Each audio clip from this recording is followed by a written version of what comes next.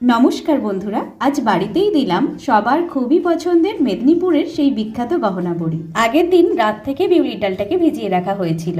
পরের দিন সকালে বেশ কয়েকবার জল পাল্টে পাল্টে ডালটাকে ধুয়ে নিয়ে বেটে নেওয়া হয়েছে। তারপর ডাল বাটার সাথে সামান্য লবণ যোগ করে ভালো করে ফেনিয়ে নেওয়া হয়। প্রায় 40-45 মিনিট ধরে ফেনিয়ে নেওয়ার পর যখন জলে ফেললে দেখা যায় ডাল বাটাটা ভেসে রয়েছে, তখন ধরে নেওয়া হয় যে ফেনিয়ে নেওয়া ডালটা নকশা বড়ি দেওয়ার উপযোগী।